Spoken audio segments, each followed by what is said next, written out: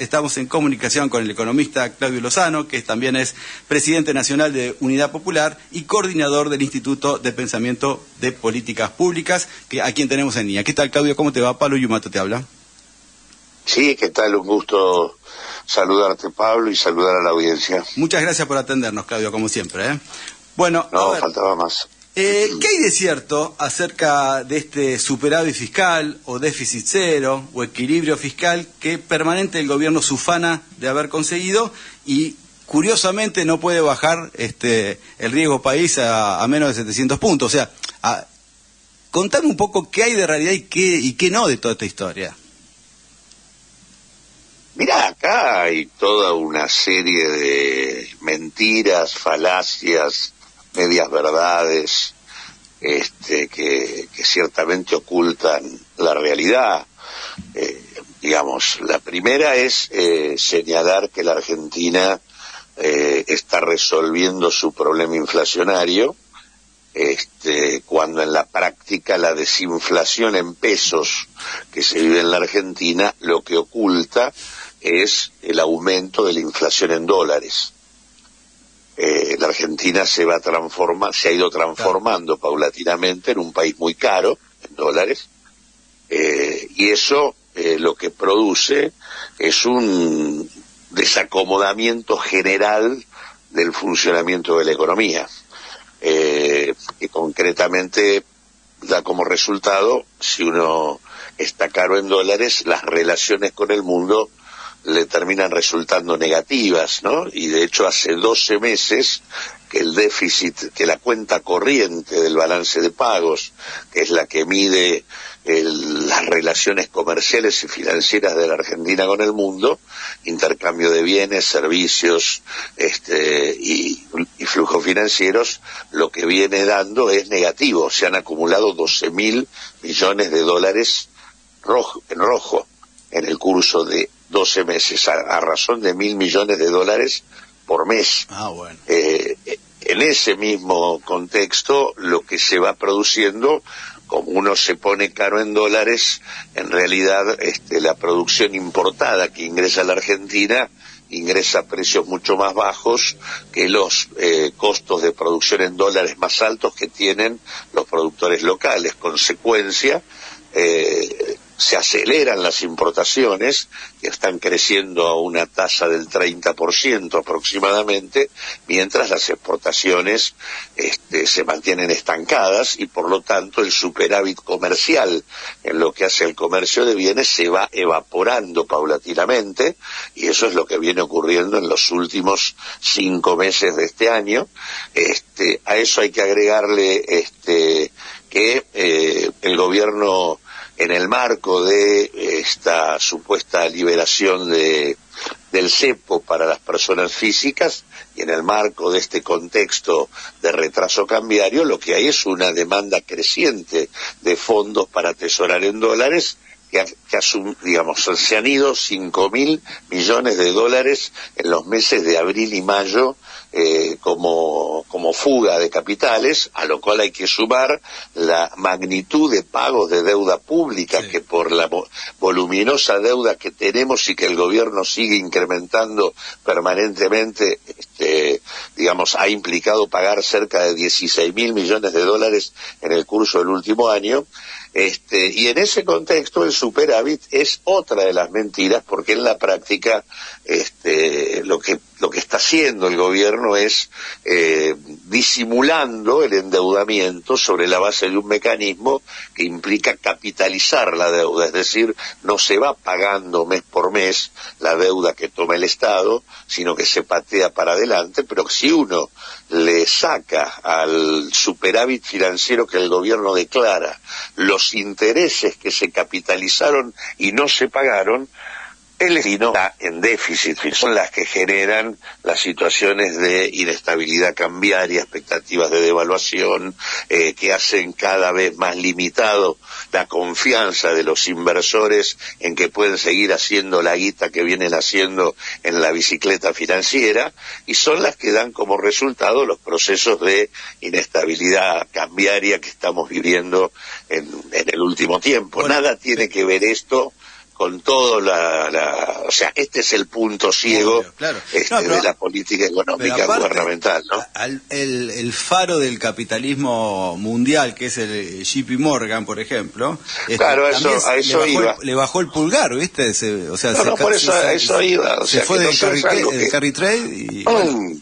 No es algo que digamos nosotros, lo saben todos, y consecuentemente lo que hay es una creciente desconfianza por parte de los acreedores respecto a la capacidad de pago de un gobierno que no puede, en el contexto de haberse agotado ya la liquidación de la cosecha gruesa, que es la mayor fuente de divisas que tiene la Argentina, en ese contexto no pudo acumular reservas. No solo no las acumuló, sino que tenemos reservas negativas por más de 7.000 millones de dólares, y consecuentemente en ese contexto, sin reservas, sin capacidad de acumularlas y con déficit permanente en la balanza de pagos, lo que en todo caso termina pasando es que el gobierno aumenta la deuda, cada vez la cosa se hace más improbable poder afrontarla, y ahí aparecen los informes del JP Morgan diciendo, bueno, me voy a tomar un respiro de la Argentina, porque bueno, en este contexto donde se van más de 10.000 palos por turismo en el exterior, y acá no entra un dólar ni partido al medio, y encima estamos en el marco de la discusión electoral respecto a la perspectiva de gobernabilidad que puede tener un gobierno que no hace otra cosa que maltratar a la mayor parte de la sociedad, con buena parte de las definiciones que toma. Bueno, en ese contexto es donde aparecen los problemas. Claudio, el JP Morgan dice, me estoy yendo. Obvio, pero a ver, si Caputo y compañía no consiguen dólares pronto, a ver, aparte la pregunta es, si los consigue, ¿de dónde vendrían? Pero si no los consiguen, ¿qué va a pasar con Argentina en sí? No, es que, primero, los podrían haber acumulado, deliberadamente no lo hicieron. O sea, acá, ¿cuál es el mecanismo para mantener el dólar en los niveles en los que estaba, sí, y que ahora se está alterando? Básicamente, uno fundamental, que es que el Estado, que tiene que pagar deuda, no compra divisas.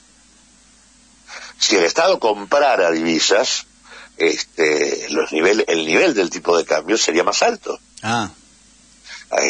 O sea, están reprimiendo la demanda. Por otra parte, el cepo, tal cual se liberó hasta acá, se liberó para personas físicas, no para las empresas. Claro. Por lo tanto, se reprime la demanda de divisas. Y en ese marco es que todo el mundo dice, sí, el dólar está como está, porque la demanda de divisas que tendría que existir no existe. Ahora, ¿por qué no lo hacen?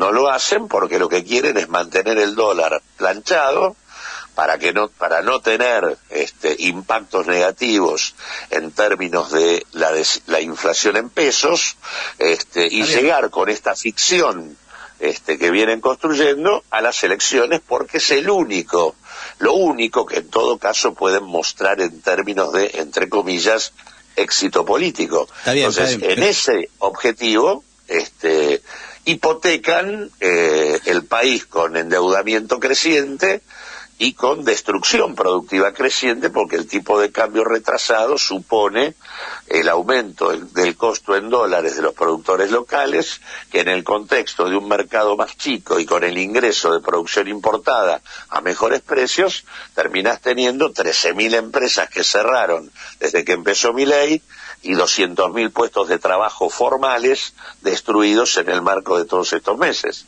Sí, impresionante. No, te decía de dónde van a conseguir dólares, porque si no consiguen dólares, no van a poder evitar que el dólar actual empiece a incrementarse cada vez más. O sea, ellos, ¿qué hacían? Intervenían no va a ocurrir.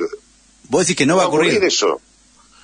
No, este gobierno, amén de que lleva un conjunto de políticas que amplían la desigualdad, que deterioran las condiciones de vida, que destruyen producción y empleo, con todos los impactos negativos que podemos acumular, que que desfinancia salud, educación, universidades, sí, sí. No, o sea, desfinancia obra pública, todo, o sea, ese superávit del que habla es la contrapartida. Sí, está matando jubilados, por ejemplo. Creciente, sí, obvio. Y alarmante. Sí. Bueno, este gobierno, en realidad, acumula, en el marco de esto que digo, un aumento de la inflación en dólares, inconsistencias crecientes que ya implicaban que el gobierno se iba al default en mayo de este año. Sí, y la razón por la cual no fue al default fue porque apareció Trump.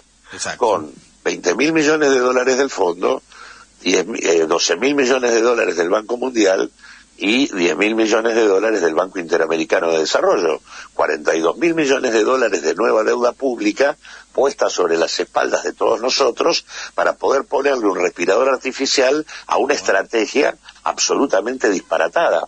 En ese contexto es que esto sigue funcionando, pero pero va a volver a descarrilar del mismo modo que descarriló o comenzó a manifestar el descarrilamiento en el comienzo de este año, y que en abril se iba al demonio hasta que apareció el fondo. Escúchame, entonces quiere decir que ellos, si ven que el dólar se les va un poco a la miércoles, lo van a frenar, porque tienen los dólares para frenarlo.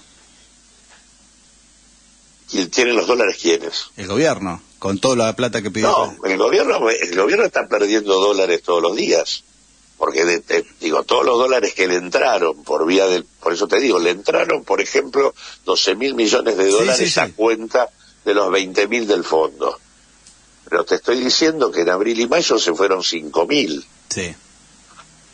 Entonces en realidad esta cuenta no cierra nunca, por lo tanto esto se va a seguir agravando en tanto no modifiquen el conjunto de la política, que la modificación obvia de este tipo de esquemas es una devaluación. Bien. Van acumulando condiciones para una devaluación. Perfecto, no van a poder evitarla. La pregunta es esta, no la van a poder evitar la devaluación. No la podían evitar, la evitaron con la asistencia financiera que Trump les puso. Ahora, esa asistencia financiera no es eterna, claro, ni la van a volver a tener en la magnitud que la tuvieron, con lo cual, si llegaran a octubre, que esa es la primera duda, supongamos, ellos están tratando a como dé lugar de llegar a octubre. Sí, pero después de octubre esto explota. No sabemos cuándo, pero... Esto en realidad sí, esto va produciendo daño social cotidianamente, y además termina y al terminar produce mayor daño social todavía.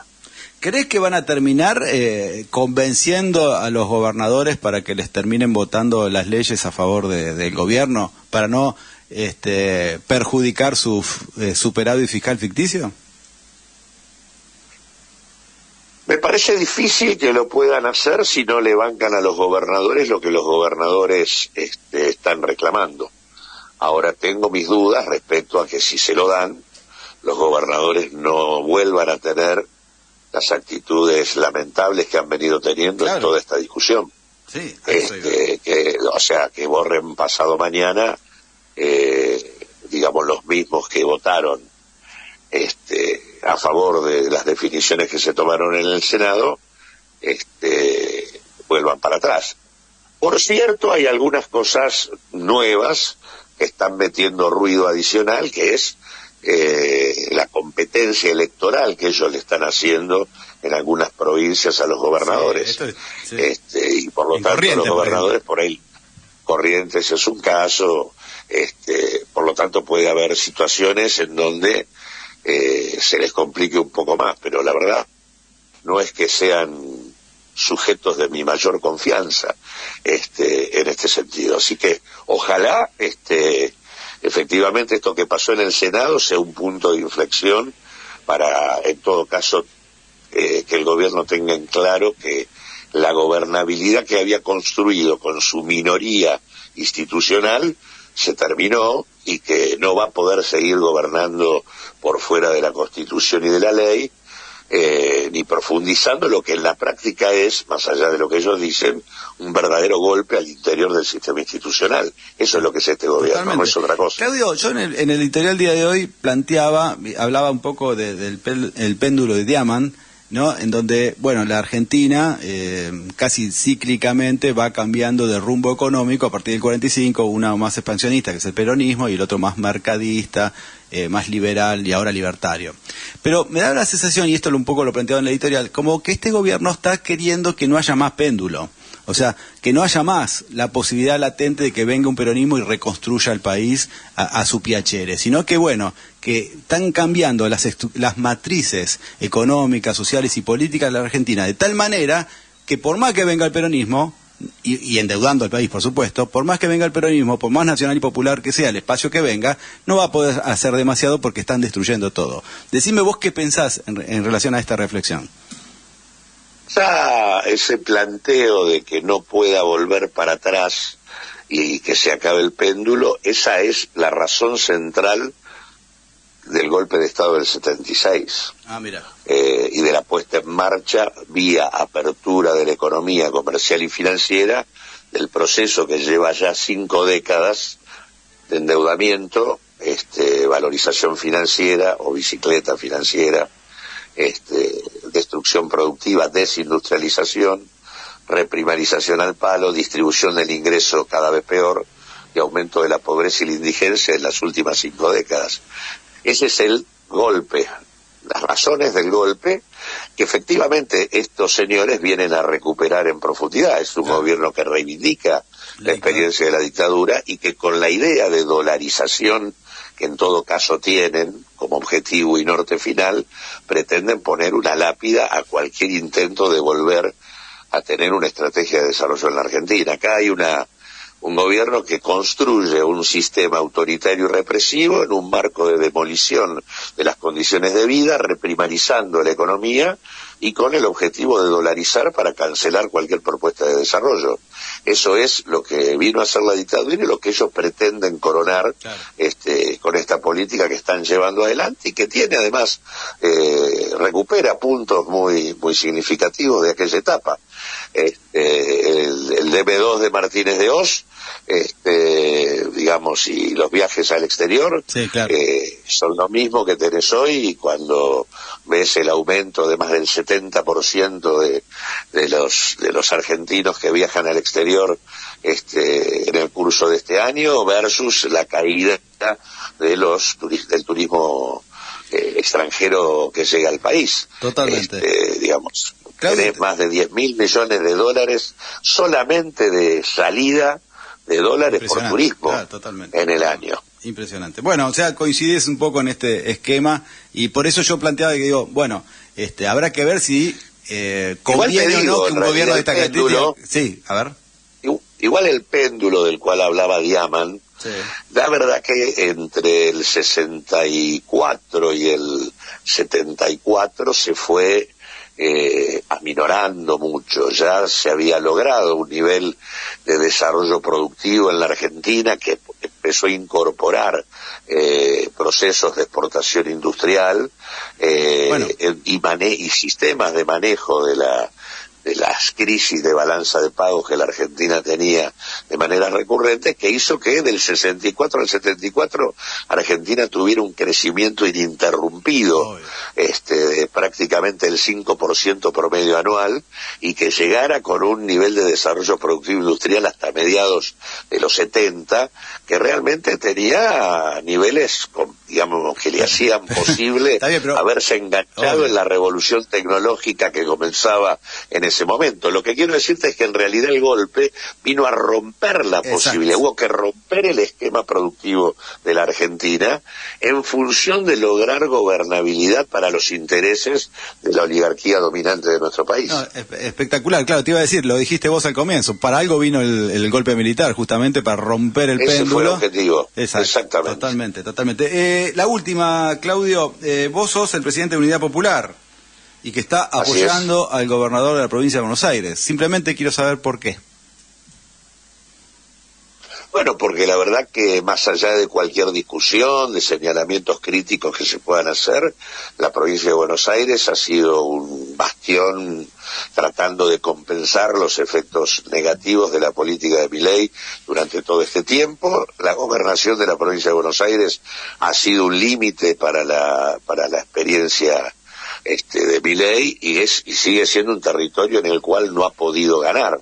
Por lo tanto, tratar de configurar un frente lo suficientemente amplio como para frenar cualquier intento de desestabilizar un territorio que aparece confrontado con este tipo de políticas, me parece que es absolutamente imprescindible. La verdad que es algo, además, nosotros desde que comenzó esta historia venimos promoviendo en todas las provincias, y de cara además a las elecciones de octubre,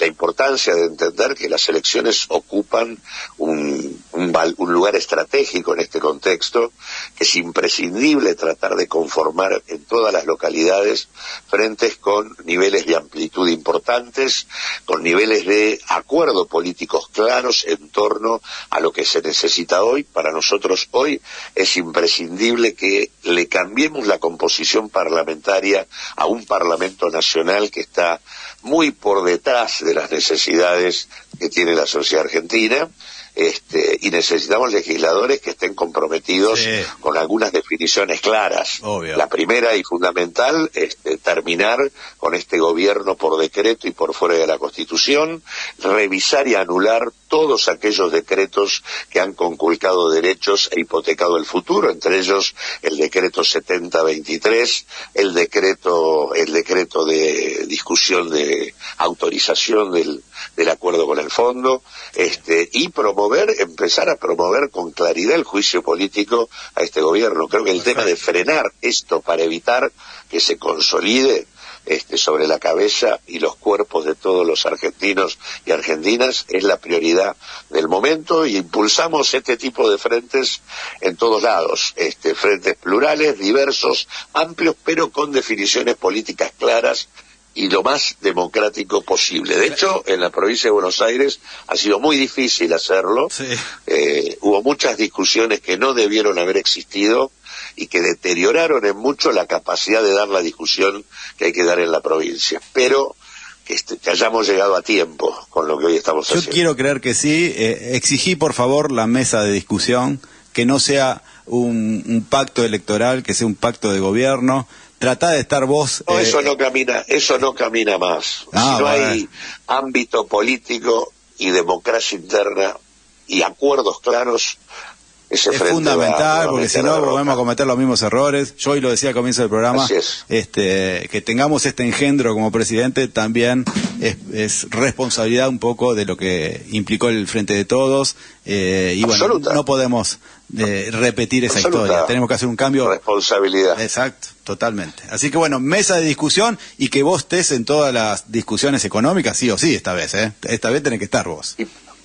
Esperemos. Bueno, te mando un fuerte abrazo, Claudio, que sigas muy bien y muy amable como siempre. Abrazo. Abrazo grande. Bueno, ustedes lo escucharon, era Claudio Lozano, economista, presidente nacional de Unidad Popular y coordinador del Instituto de Pensamiento y Políticas Públicas.